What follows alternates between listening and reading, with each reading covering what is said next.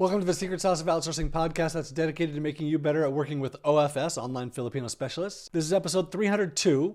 Let's talk about failure with OFS.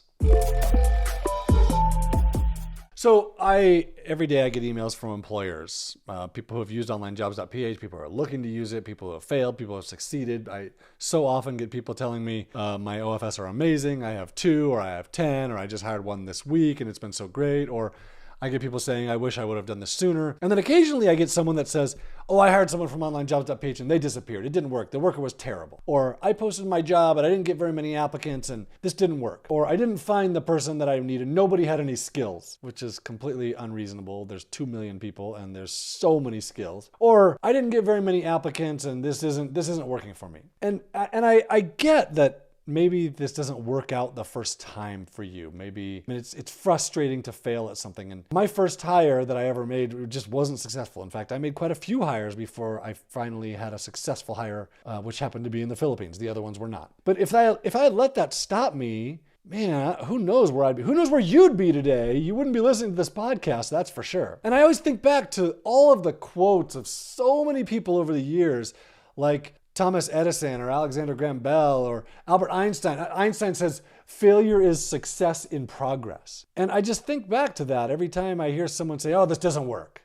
Like, yeah, well, I mean, it's really hard to argue with the thousands and thousands of people that say this does work and it's amazing, but you tried once and it didn't work and wow, like you have to come back to it. So let me read this email from Tatiana and then I'm going to tell a follow-up story. So Tatiana says, I hope this message finds you well. I have recently encountered a series of challenges in hiring and retaining suitable team members, and I would like to share my experiences and seek your valuable insights. Unfortunately, I've come across candidates who misrepresented their skills and experience during the interview process, including using AI tools like ChatGPT for responses and test projects. This has led to hiring individuals who ultimately failed to perform their duties. While these experiences can be frustrating, I believe they serve as learning opportunities. People around the globe have diverse work ethics, and it's crucial to conduct thorough due diligence to find the right fit. Your feedback and insights are much appreciated. Thank you for your time. I look forward to hearing from you. She says, by the way, I've shared this previously with you, but I want to reiterate that I have hired and retained 3 awesome team members from your site for 3 to 9 months. So Tatiana came across some bad workers. She had some people use ChatGPT, which is becoming more and more common. And frankly, to me, here's what I see in ChatGPT. If someone can use ChatGPT to fool you in the interview process, then they can certainly use it in the work that they're doing to provide good quality work to your business.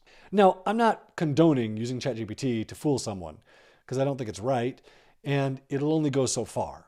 The reality is she had some people that were trying to deceive her, and she figured it out, which was good for her. But she did learn from her mistakes, and after sending me this email, I actually just got a follow-up from her recently saying that she worked it out. She hired 2 amazing people. They've been with her for a couple of weeks, and it's been really, really good for her, which is the whole point here. Tatiana failed. I failed. You failed. She didn't let it stop her. She went back to it. She hired people. It's working out really great for her.